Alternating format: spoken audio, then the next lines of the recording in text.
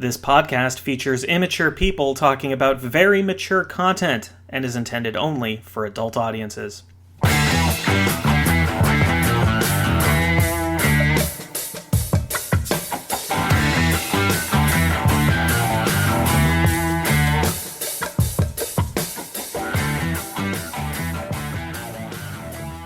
Hello, everyone, and welcome to another episode of The Pen is Mightier, the world's greatest and possibly only audio fanfiction and erotica competition. As always, I am your host, Paul JP, and it is a week to get weird in our audio coctagon, as today we've got a bevy of boisterous boys who are going to go for the gold. First off, we have a comedian and film editor who has appeared at festivals across the continent, including at the Toronto Sketch Comedy Festival last year with the show Craig Scorgie is a Growing Boy. It's Craig Scorgie! Yay! That's me! Yeah! Next, we have an Ottawa-based actor who recently performed in a virtual production of Beowulf in Afghanistan with Skeleton Key Theatre. It's Axandre Lemours. Hello! What's going on? Thank you for having me in the coctagon. Welcome to the coctagon. It's really, I'm excited to have you here. Yeah. Is that a thing? It is now. Yeah, definitely. This is the audio coctagon. This podcast is based on a live show, and we had the actual coctagon out there in the city of Toronto. And yeah. Lastly, we were due to be joined on this episode by Megan McConnell, who is a former champion of that live show. But due to circumstances outside our control, she couldn't be with us today. So instead, we have a different former champion of that live show and the host of the podcast Break a Wish. It's Maddox Campbell. Everybody's second choice. Hey, how's it going? Second choice. You're our first ever returning guest. You're number two. Yeah, it's still good. I'm happy about it. I don't mind being second. Everyone's expectations are down. They're like, all right, and then I can really impress them. It's good. It's great. All right. Well, today these performers are going to go head to head, presenting readings of erotica in hopes of winning the approval of the others. And along the way, we're going to play a couple of short games for some extra credit. And at the end of the episode, we'll collectively decide who has done enough to be named this week's winner. And the theme of this week's episode is experiment. Lightnings. Tesla coils. Tesla what? Oh, Tesla coils. I heard Tesla coils. That's them too. Tesla testes. Great. Starting off right. I'm very excited by the variety of topics and stories that experiment can inspire. And I know for a not insignificant portion of the guests that we ever have on this show, it's their first foray into fan fiction or erotica. So I want to go around the circle and find out what's everybody's experience level coming into the contest today. Maddox, we've mentioned you are a former champion of the live show and our first returning guest on the audio version of the show. How are you feeling about your ability to win today? Pretty confident in this specific story because this is the story that was a winner. Other stories I brought, I thought good about and then didn't win. But this one has a proven track record, so I feel strong about this specific story. Okay. To be clear, I was not experienced with fan fiction until Paul started doing a show and inviting me to it. This is still new ground for me. I'm not a professional by any means. Still all amateurs here, unless you guys know something I don't. No, I'm definitely more of an amateur myself as well. I've experienced a little bit of weird, ridiculous fan fiction and erotica, going to a few live shows. And I've read a couple of stories, but that's about it. Yeah, I know nothing. I'm a former loser of the show, so. Okay. So are you not feeling confident about your chances today? Oh, I don't know. I'm coming in with a curveball, so I don't know. We could see. Okay. All right, curveball. I like that. Me at least, I guess. I don't know. Well, with a topic like experiments, I'm anticipating either some really strange stories or just, a bunch of stories about scientists. So let's start off with our first story. That first story is going to be brought to us by Craig Scorgie. Do you have anything you want to say to introduce your story? Oh, yeah. I was feeling really good, and then you were like, well, or they'll just do stories about scientists, and that's exactly what I'm doing. So, well, yeah, you told me what your story was going to be about. Right on. I'm really excited. You told me about the idea. Damn it, I spoiled it. Okay. Well, I'm really excited to hear it because you said that. It made me laugh when I read your idea. So. All right. Peter received a call from the laboratory on Saturday afternoon. Peter, are you able to work tonight? Professor Jennings can't come in. We need someone to process his weekly samples. Wow, sure. Is it pretty straightforward? The protocol's written out for you. We'll leave it on your lab bench. Thanks. Peter was genuinely surprised they were so willing to trust him with Professor Jennings' experiment. Peter's whole life revolved around his science education and his experiments. This is the most exciting time in your life. Promise me you won't spend it all cooped up with the lab rats. His high school best friend Joe's words echoed back to him. College is an exciting time in a young man's life. Go out there and let loose. Meet some girls. Have a one-night stand. Yuck. Peter wasn't a very social person, and the idea of sex with someone else revolted him. It was so primal, so messy, so layman. Science was the only thing he had time for. And tonight, Peter experienced the same cocktail of emotions he assumed his peers felt before going out on a big date. What if I accidentally contaminated the samples? What if I miss a step? That night, Peter arrived at his desk to find his protocol, as promised. It was his first time at the laboratory on a weekend. It was completely silent. Peter appreciated why Professor Jennings preferred to do his experiments on Saturday nights. The privacy was beautiful. Just me and the science. All to myself. He looked at the first step of the protocol.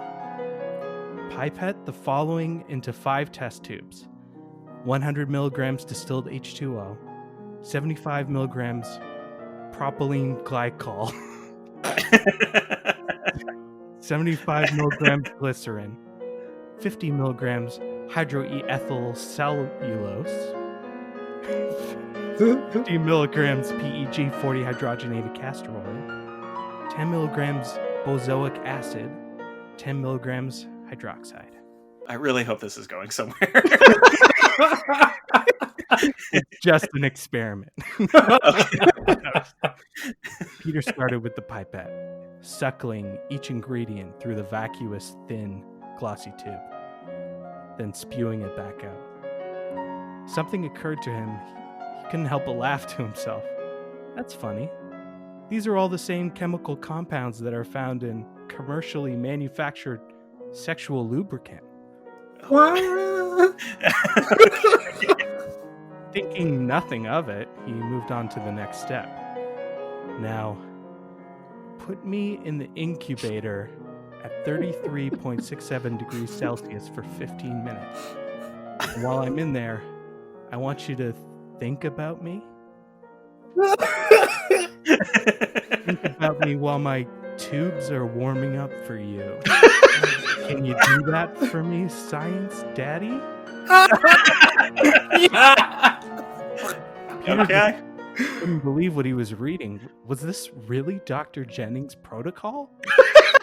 He placed the 5 test tubes into the incubator and waited.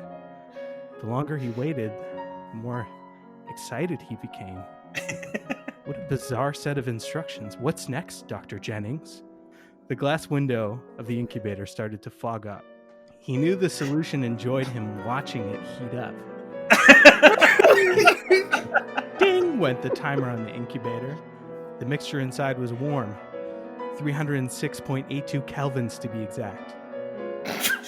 Place test tubes under ventilation hood, firmly grab each one by one, and with extreme care insert phallus erecticus. Repeat 20 times per tube. Peter looked down. He hadn't noticed, but now he was rock hard. Phallus erecticus. I guess I've got a real knack for this, he realized.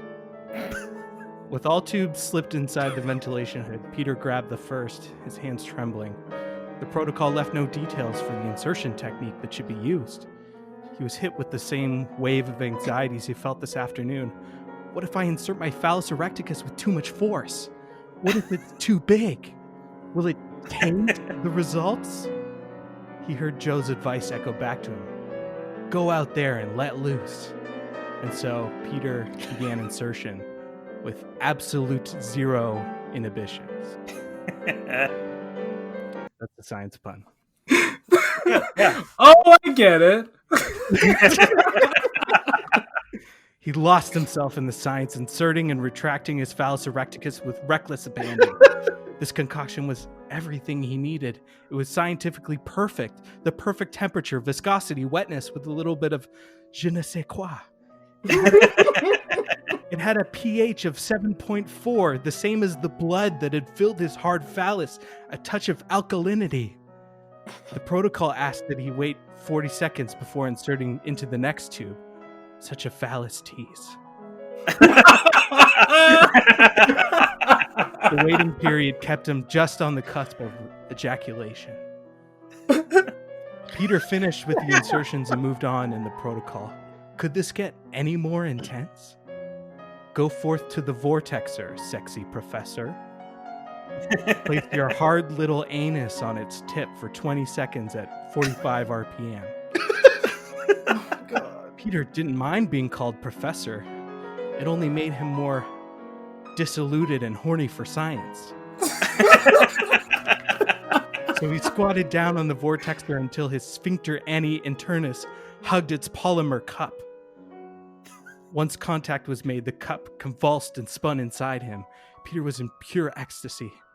After 20 seconds, he was just slightly closer to the edge of ejaculation than he'd been before.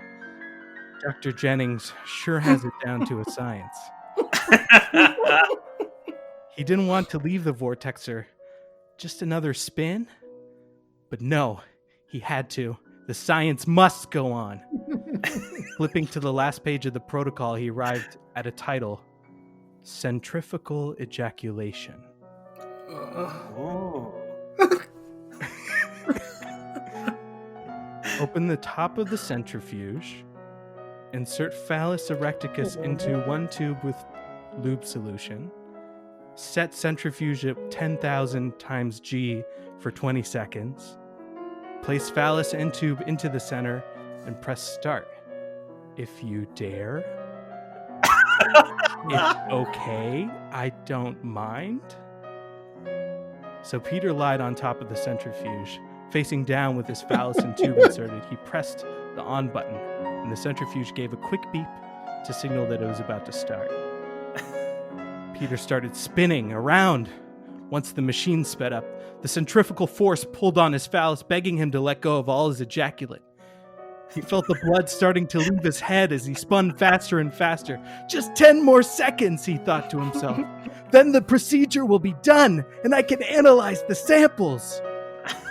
He didn't know if he'd be able to make it. As the speed continued to increase, finally, Peter felt a seismic wave pushing its way through his nervous system. He couldn't hold it in any longer. His phallus erecticus had become a phallus ejaculus. Peter had never felt such bliss. He screamed, "Oh, fuck yeah! Science is so sexy!" These words exited his mouth, and they shocked him. They made him feel layman, like a dirty, dirty layman. The spinning centrifuge pulled every ounce of seminal fluid out of his scrotum and into the tube. Peter started to feel jealous that Dr. Jennings got to perform this ritual every Saturday. That was the last thought. That was the last thought before he entirely lost consciousness. Peter woke up next to the centrifuge hours later. He looked over at his tube. It was filled to the brim. This was just an overly complicated procedure to extract my semen? I feel so used. His phone rang. It was his high school best friend, Joe. He picked it up. Peter, what Where the heck have you been? I've been trying to reach you all night. Peter thought carefully about his response, and then he said it into the phone, as cool as a refrigerated medium substrate. I had a one-night stand, Joe. Attaboy, said Joe. Attaboy. That's it.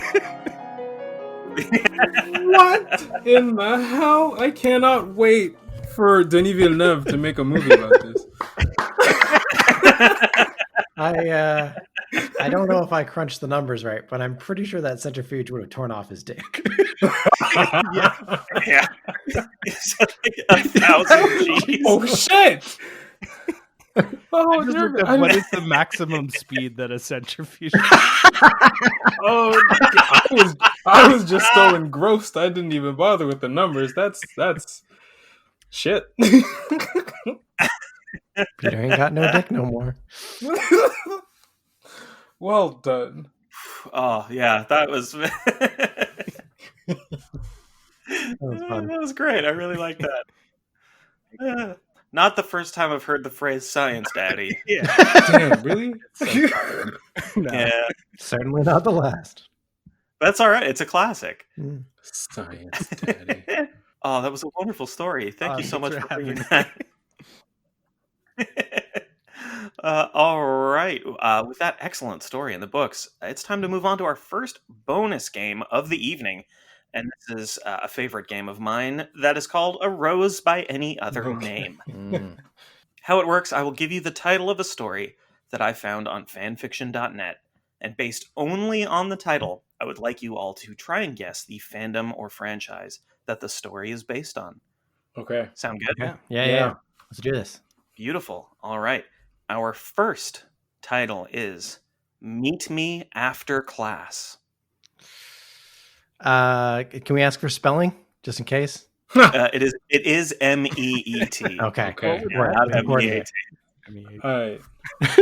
And MEAT. is class spelled with a K? Is this a Mortal Kombat story? It is not a Mortal Kombat. Okay, just checking. Yeah, it's a fair question. It's a fair question. I will give everybody a hint. Is that the topic of the week, experiment, is going to be important to all of these titles. Okay, cool. All right. Should we just guess?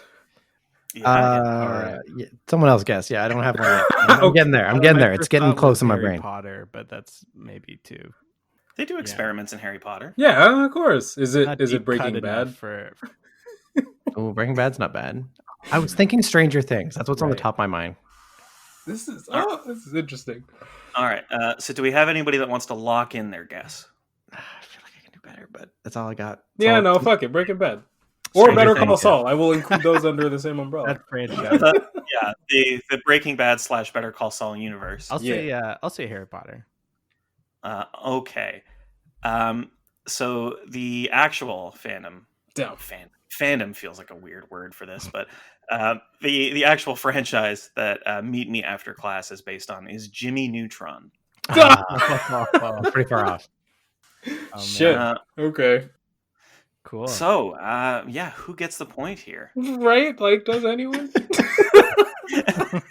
Didn't even guess any cartoons. Is that part of the Breaking Bad universe? I think that's separate. All of that. So Not as far as I can tell. I don't remember Carl ever making any meth. I mean, if I'm gonna make arguments for myself, and I feel bad doing it, mine both involve children at school, like child school, rather than adult school, like university or something. Yes, Jesse was in Walt's class in high school. child That's all class I is got. more common, you know. I'm not going to give anybody a point on this. Okay, fair enough. That's 100% fair. We're going to move on to our second one. And this story is called Stormborn. Okay. That Game of Thrones? That's the obvious answer. Yeah, it's maybe too obvious, but I'm going to do it anyway. Yeah. Whatever. Jumping on All it. right. All right, Alex cool. is locking in Game of Thrones. No, I don't want. I don't want Lock and Grey Thrones. Damn. Maybe. Oh, I've been playing too much Demon Souls. Fuck. There's a single monster with the name Storm in it. Shit. I'm not good on the spot. It's all right. It's not that big a deal.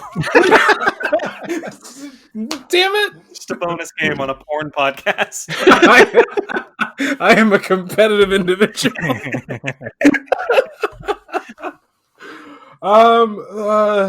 There are storms in Zelda. Let's go with that. All right. So we got Game of Thrones. We got The Legend of Zelda. I'm gonna say X-Men.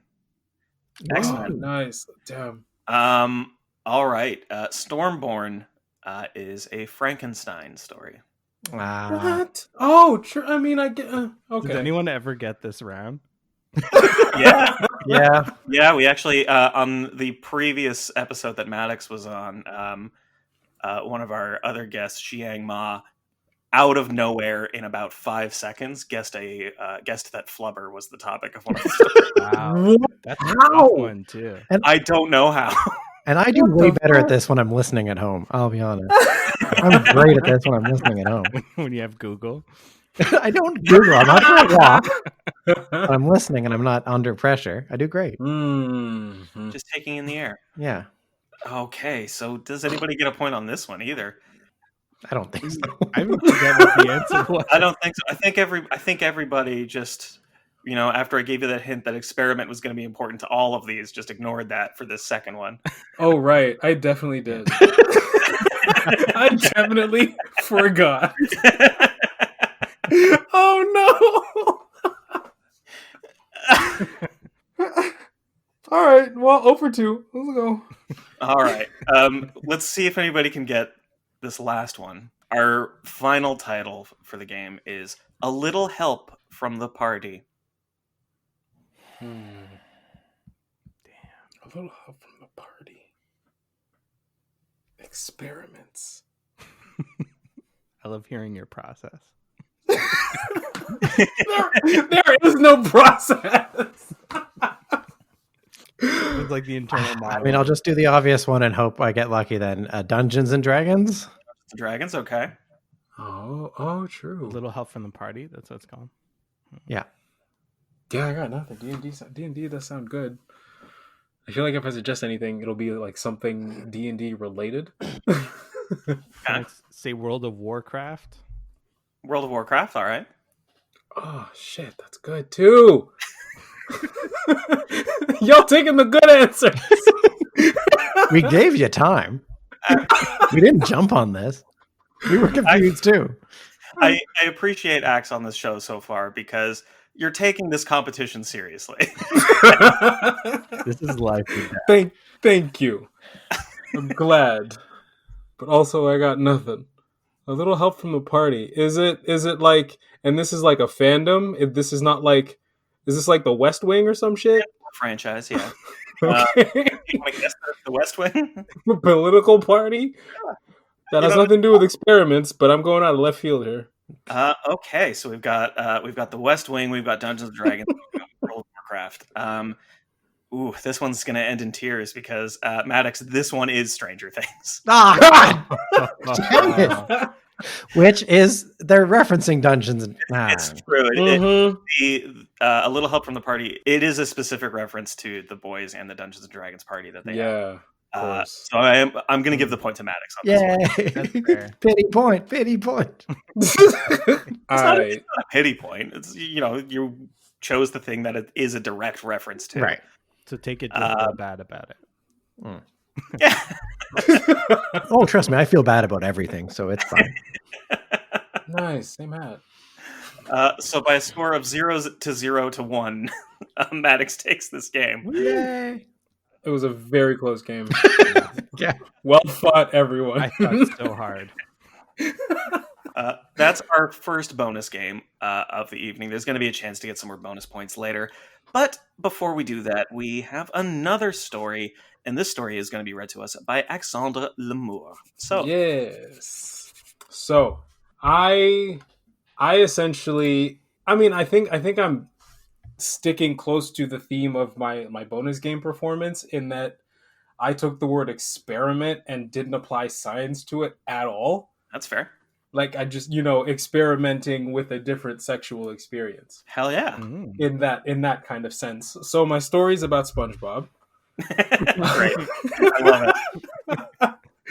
It's called Jellyfish Jelly. Oh boy. And it stars SpongeBob and Gary in something entirely new. Late at night, somewhere deep in the ocean, in the city of Bikini Bottom, day had gone and the night had arrived. Some families were getting ready for bed, while some couples would stay up and participate in their adult activities, while some just simply sat in their beds, reading books while eating crackers smothered in jellyfish jelly. SpongeBob sat tucked into his covers, snacking on jelly crackers while reading a book, 50 Shades of Barnacle. He shook his head as he turned the page. 50 Shades of Barnacle. I'm just reading what I found, bro. It's not even clever. Nope. All right, I'm gonna try this voice real quick. Oh no, man, I just can't get enough of this, he said while reaching for another cracker. That was terrible when I'm rolling with it. SpongeBob lowered his book down for a second to look at Gary, who was sitting by his feet. You want another cracker, boy? Gary answered, and SpongeBob smiled, setting the open book down to reach for the plate of crackers. You want some jelly on it too, boy? Gary answered excitedly. Oh, I knew you'd say yes. Ah! He laughed before handing him a cracker. Here you go, boy, just the way you like it. Gary took the cracker and ate it. SpongeBob went back to his book, his face darkening as he continued to read. Oh, wow. He turned the page as he threw another jelly-covered cracker into his mouth. Oh, whoops! SpongeBob said as he lifted the book to see the little glob of jelly that had landed on his blanket. Oh, I should clean that before it stains, he said as he looked for somewhere to put his book, when... Hey! SpongeBob jumped when Gary had started to clean it up. Oh no. Gary, no, don't eat that! Hey! SpongeBob tried to push him, but he wouldn't budge without a little extra push. So he put his book down beside him and went to get him off when something strange happened. Not only had the jelly fallen on the blanket, but it was where the jelly fell, and what was just beneath that blanket. The blanket wasn't very thick. This is a run-on sentence. And SpongeBob could feel each one of Gary's licks nudging his crotch. Oh, God. SpongeBob's face started to heat up. He looked down at Gary as he continued to lick up the jelly. I guess it couldn't hurt to let Gary clean up the mess. He bit his lip as it started to feel good. SpongeBob stared down at his snail and began to wonder how good this would feel if he had nothing on. An idea crossed his mind, but he shook his head. Gary was his pet snail, his best friend, not some sex toy. He couldn't possibly let Gary do something like that, sweet, innocent Gary. I mean, he wouldn't even know. He probably wouldn't even care. As much as the snail loved jelly, he'd do anything. He'd eat jelly off of anything. I mean, Gary ate off of worse things, like the trash, so I'm sure that this can't be all that bad. SpongeBob bit his lip as he sat up after Gary had finished. Meow! You want some more, boy? He asked. Meow! Gary answered. SpongeBob nodded before kicking the blanket off of him, and it landed on top of Gary. SpongeBob kicked off his night pants and his underwear, looking down at his erect penis. This was a bad idea, he kept telling himself, while he grabbed the jar of jelly beside him. Using his hand, he started to spread it all around his shaft, making sure to cover as much of him as he could. Meow! SpongeBob smiled, holding his hand low to him. Gary slid over and started to lick the jelly off his fingers, before Gary finally noticed some more jelly. He didn't even care what it was on, he just wanted that jelly. Oh, SpongeBob gasped as Gary started licking his balls. SpongeBob gripped onto the pillow under his head. Any bad thoughts he had about this all vanished as Gary continued to lick him. SpongeBob groaned as he began to sweat a little, his legs jumping every few seconds while he imagined that it was some girl doing this to him. Oh, barnacles! SpongeBob bit down on his teeth. He was getting closer, and at the rate that this was headed, that would be soon. Oh no! SpongeBob covered his face as Gary had reached the tip of his penis. SpongeBob groaned. He could feel it coming. He was at the very edge. Oh, Gary. Meow! Gary! Meow! Gary! Meow! He grunted before he sat up and set Gary back on the floor so he could finish himself off. SpongeBob cried as he rubbed himself hard, tugging at the head just as he came, shooting out all over his purple blanket before he plopped down to catch his breath and think of what he'd just done. SpongeBob sighed as he tossed his sheets in the washer. I can't believe I did that. He shook his head, looking at the door that led to his living room and thinking, I really should call Sandy back. That's it. Probably the most uses of the word jelly in an erotic story ever. Yeah.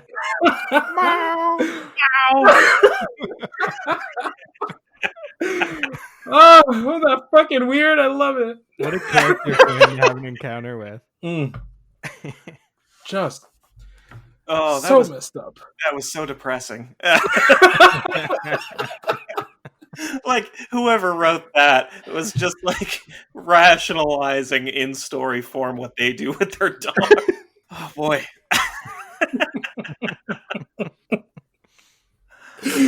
Oh, thank you. I'm laughing because I feel like SpongeBob is the franchise that I hear the most about on this show. Really? It's at least, Nice. it's at least the second SpongeBob story we've had. Ah! Um, Nice. Give him his own episode. Yeah, damn. For some reason, whenever I think of bad erotica, my mind just goes straight to SpongeBob. I can't explain it. We could have just an episode of just SpongeBob stories. Well, he makes That'd such a be big fun. deal about his pants, so. Yeah, he had his night pants on in that, which was a phrase I haven't heard before. Night pants. Pajamas, Yeah, it's very Not 50s. pajamas, night pants. Pajamas, yeah, night pants. Very, very, very 50s. Oh, thank you so much for that story. Of course. I was glad and not glad to tell it. All right. With that story in the bag, we can move on to our second bonus game of the episode. And this game is my favorite game on the show. It's called Fill That Gap. How it works, I'm going to read the beginning of an excerpt from a story that, again, I found on fanfiction.net. And I would like you all to take a crack at completing the excerpt. Okay. Our first excerpt begins. Then she feels a broad finger start to stroke her, then ease inside of her, and April loses it a little as she blank. Damn. Okay. Any initial thoughts? I mean, I hear April, I think Teenage Mutant Ninja Turtles. Yeah, that's my guess here. And you would be correct. All right. It's a Okay. Ninja Turtle story. I'm trying to remember how many fingers the Ninja Turtles have because it's not the normal amount. I think it's I think three it's or three. four. 3 sounds right. It looks like they've got 2 fingers and a thumb. Okay. All right. So From I what think it's a reference to that. Like she feels the finger inside her, and then the other 2 fingers come around the front or something like that. That's my guess. It's not word for word, but you get my feel. It's something about them having only 3 fingers. Okay. You think Donna? Shit! I gave the game away a little bit there. It is Donna. No! Oh damn! I was gonna involve like 2 or 3 of them or something. Yeah. I'm just going to go with a classic squirts. Yeah, as she squirts in Michelangelo's face. Okay. So We got 2 squirts here. The full excerpt reads: Then she feels a broad finger start to stroke her, then ease inside of her, and April loses it a little as she squirms around on the bed, her hips rocking against Donatello's face. Yeah, That is- that's probably more of a Raph or Michelangelo type move. But Donatello is the one who does experiments. Oh. Fair. And I should have gone with the experiment clue. Well, I mean, I sort of accidentally mentioned the first couple syllables of his name. I was like, fuck it. That's the first time I've goofed that up, I think, on the history of this show. Oh, shit. And I'll never do it again. We had our chance. All right, our second excerpt begins. There was something forbidden about the encounter that brought up all kinds of feelings.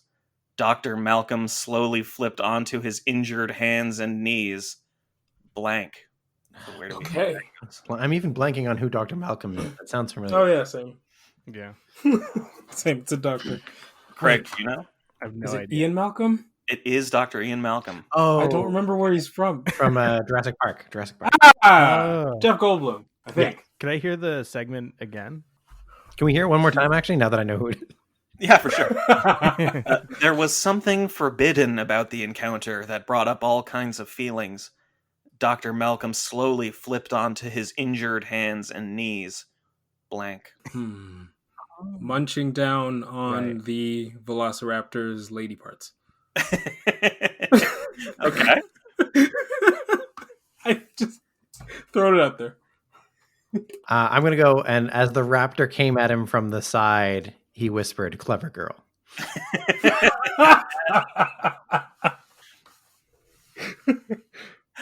Craig, do you have any thoughts? Roar. Roar. All right. Okay. The full excerpt. The full excerpt is: there was something forbidden about the encounter that brought up all kinds of feelings. Dr. Malcolm slowly flipped onto his injured hands and knees, subtly shaking his rear at the Velociraptor. Okay. Yes! I will take it.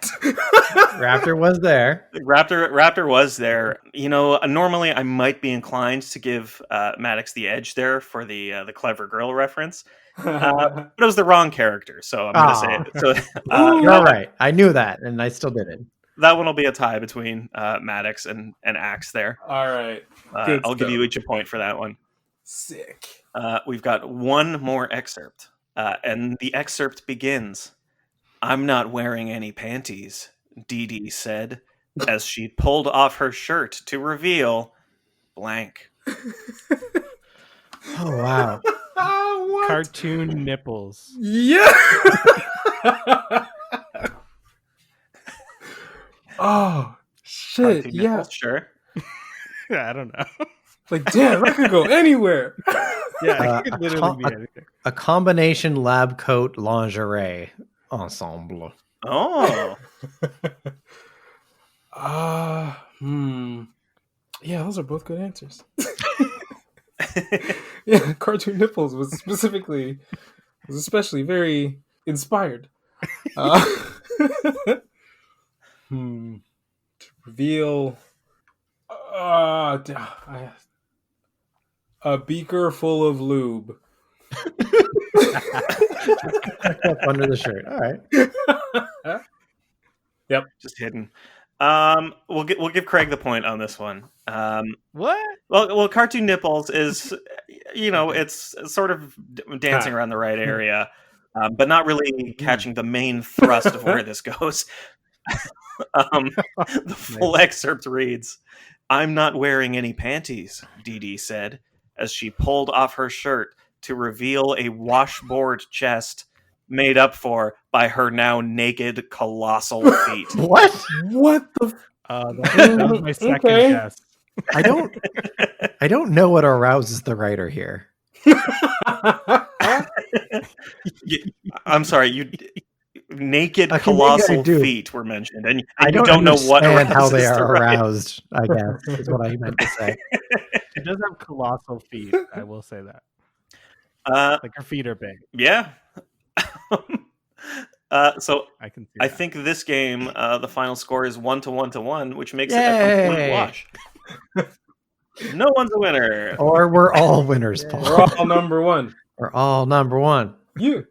Solidarity forever, guys. So we had that second bonus game was a tie. That first bonus game was just barely squeaked out by Maddox Campbell, who is going to read us our final story today to see if he can lock up the championship. Sure. This is a written by myself, and it is concerning the Ghostbusters. It was a thick, hot, humid afternoon in New York City. Most of its citizens were firmly planted in front of their window AC units, or else hanging out into the soft breeze if they had none. But not Jillian Holtzman. Holtzman was in her lab bolting, screwing, welding amid the unshielded Tesla coils and unlicensed nuclear reactors. There was work to do. But it was still sweltering. She tugged on the zipper of her beige coveralls, made cover very littles, as it sneaked past her navel. Her nipples chafed against the zipper's teeth on both sides, and as she wiped her brow with her grease and oil-blackened hands, a rivulet of sweat trickled down the nape of her neck, tickling her as it went.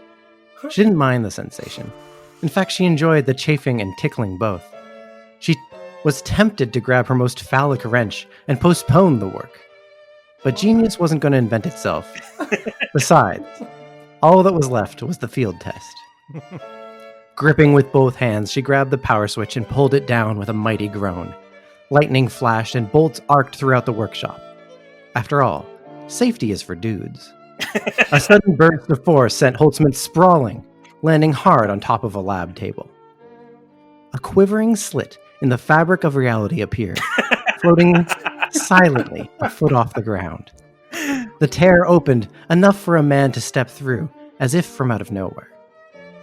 He stood over 6 feet tall and pole thin, dripping wet and wrapped around the waist in a too small towel. He must have just stepped out of the shower, but his voluminous hair still added another 4 inches to his height. Maybe I shouldn't just step through interdimensional rifts without getting my equipment first, Egon said, before noticing Holtzman, straddling the lab table as she picked herself up from the blast. Egon's eyebrows raised in concert with his penis. Then again, we'll see how this goes. The lights had all blown out from the power surge. They were lit only by the soft glow of the loose radium kept in the lab, and a Bunsen burner Holtzman had ignited to set the mood. She held it close to Egon and looked him over. "You're quite the specimen," she said, while biting her bottom lip. "What do you do for fun?" "I collect molds, spores, and fungus," he answered coolly. Hot. She placed her hands on his firm chest and ran her fingers down to the knot in the towel, leaving dark streaks of grease and oil as she went. "You're filthy," Egon remarked with a smile. "You haven't seen anything yet," she quipped as she tore the towel away to reveal his erect PK meter. She took it in her mouth, and Egon made the same weird face Ray did that one time that he got a blowjob from a ghost.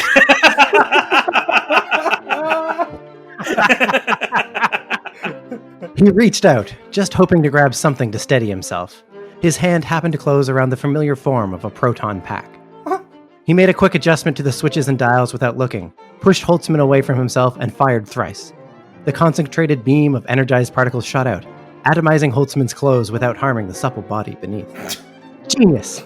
I knew there had to be a faster way to undress," Holtzman exclaimed.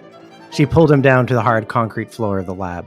They began their work, experimenting with every documented sexual position, and inventing at least one new one that is only possible with the use of industrial-grade clamps, 2 centrifuges, and a handheld particle accelerator. Well, 2 centrifuges. Oh, shit. Just one up. With each new position, Holtzman's screams of ecstasy grew louder and louder.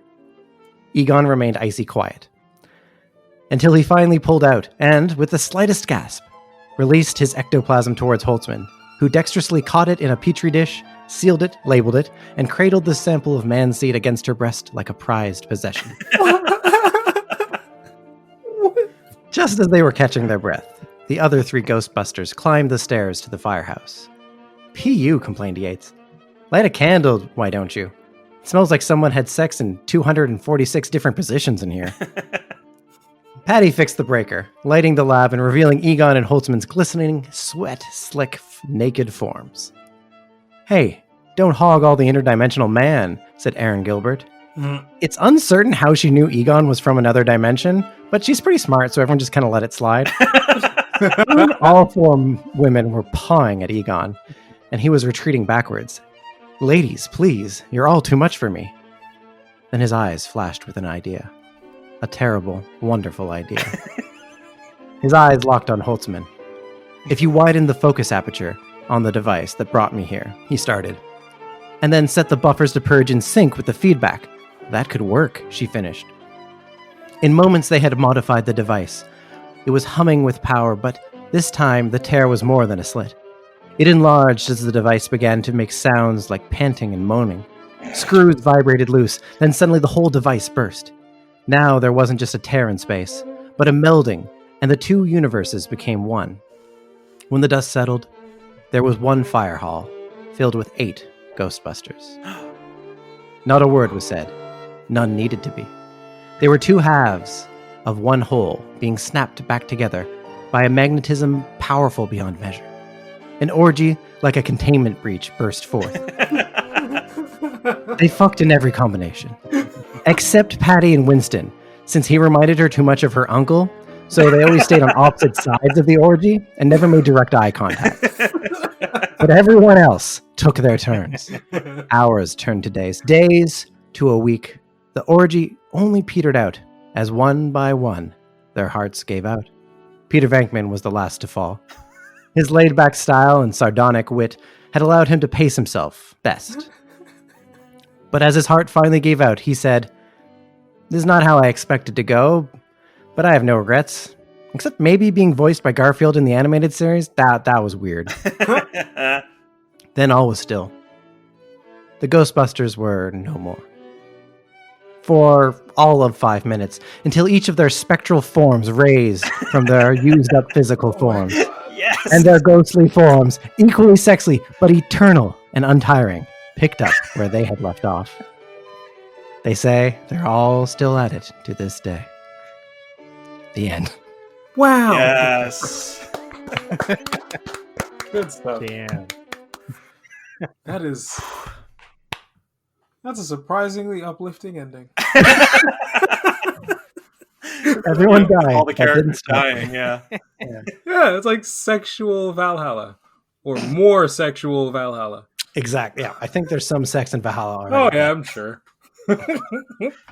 Vaghala. Oh. Nice. Favorite line there, definitely Egon's eyebrows raised in concert with his penis. Yeah, that was fantastic. Wonderful turn of phrase. Oh yeah.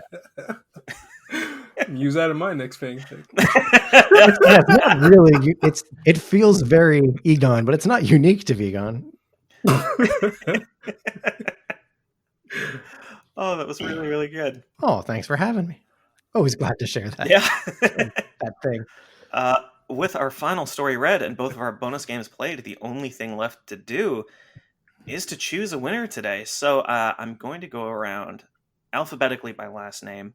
Maddox, who do you think was today's winner? I think I'm going to give my vote to Craig. I really like stories that aren't man on woman or man on man or any combination thus, but man and inanimate object or abstract concept. And man having sex with science is great. I just love that concept, and I think it was well executed as well. Wow, thank you. Beautiful. Axe. Oh, damn. I think Maddox has a good point there. Which is funny because I was gonna vote for Maddox. Don't let me talk myself out of it. No, I liked Craig's for the abstractness of it.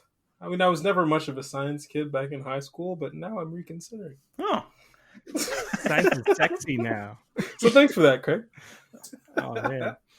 Excellent. Craig, who do you think was today's winner? I'd vote for Maddox for sure. Yeah, that astral orgy at the end is just so great. Puts it over the top, right? That's a concept I would never think of. Well, just that sort of anticipation there of like, yeah, they all died and then they all came back as ghosts and kept fucking, and it like makes sense in universe. Forever. That's the best part. It's plausible. Plausible. Yeah, I couldn't do a Ghostbuster stories and not include any ghosts, so I'm like, okay, well, there's where I put them in. Nice. Plausibility is, of course, my favorite thing in erotica. which is why for my vote, instead of the story in which the guy's dick would have definitely been ripped off, I have to give it my vote to the ghost orgy. So what that means is that we have a 2-2 tie between Craig and Maddox, and when we have a tie, our first tiebreaker is did they write their own story? And I believe you both did write your own stories. Oh, really? Damn. Yeah. At which point, our second tiebreaker becomes the bonus games. And there was only one person who won a bonus game today, which means that our victor in this week's champion is Mr. Maddox Campbell. Oh, that's a dirty point, but I'll take it. All right. I'll take it. Well done, sir. A very, very close matchup this week. That's so much fun. Yeah, thanks so much. For real. Fun. And I really cannot stress enough. Those were 3 great stories. Thank you so much. I had a lot of fun this evening. Good. I'm glad that there was some like sexual experimentation story in there. It would feel like a lost kind of opportunity if we didn't have that, for sure. Yeah. Yeah. And the way that we got there was SpongeBob getting sucked off by a snail. I'll be here all week. You did a scientific process for that. Yeah, which I appreciate. And it's true. Axe will be here all week until next week when the next episode comes out. But before we get to that point, does anybody have anything that you'd like to plug or promote? Anything you're working on right now, or anything that you want to give a special shout out to? Sure, yeah. I have a podcast of my own that's released on a regular basis called Break a Wish. It's about magic wishes and their terrible, ironic costs. We're currently doing a season all about movies that involve magic wishes. So find out about some of those. Needful Things will be released pretty soon. Ooh. We just did one on Wonder Woman 1984. Oh, nice. And if you want to hear about any of my other projects, I got some other things always on the go. kicksandgigglesentertainment.com has a whole bunch of stuff, backlog, and future projects will all end up on there at some point. I'm not doing too much these days, but my solo show is on YouTube. Craig Scorgie is a Growing Boy. Check that out if you want to see what live comedy used to look like. It's a 30 minute piece. It's pretty fun. I miss live comedy so much. Yeah. Definitely doing this show, or at least a show adjacent to this show live, was a lot of fun. But it has been a really wonderful thing transitioning to the audio experience and getting to have a lot of low-key hangouts with very funny people. Just reading dirty smut. Yeah. Axe, do you have anything that you'd like to promote or share? Not really. I mean, I'm not doing much this winter. I'm just, waiting for the world to unfuck itself. I'm working at Bicycle Craft Brewery, so if you like their beer, I most likely canned it recently. Hell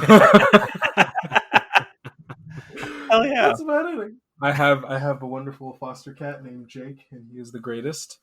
So a special shout out to him. Hell yeah! Shout out Jake. Yeah, that's about it. Beautiful. Well, I guess all that's left for me to say is thanks again to my 3 guests who all came on the show today. We had Craig Scorgie, we had Axandre Lemours, and we had our champion this week, Maddox Campbell. Again, gentlemen, thank you all so much for being on the show. I had a wonderful time. I hope you all had as much fun as I did. I did. Absolutely. Good times. Awesome. I would love to have any of you back on the show again anytime you want.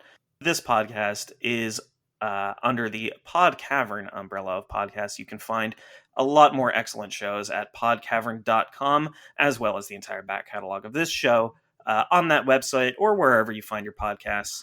Feel free to subscribe. If you want to reach out because you have a story you think that I might enjoy reading, or that might be fun enough to be slipped into one of our bonus games on the show, don't hesitate to drop us a line at thepenismightier@gmail.com, or you can find us on Facebook at The Pen Is Mightier, where you'll be able to get updates on new episodes and maybe get involved in some surveys that will decide the results of bonus games in future episodes. with that, we'll say thanks again to our guests. Thanks to you for listening. Stay safe out there. Take care of each other. Wear a mask. And we'll see you on next week's episode. Bye, everybody. Bye. Bye.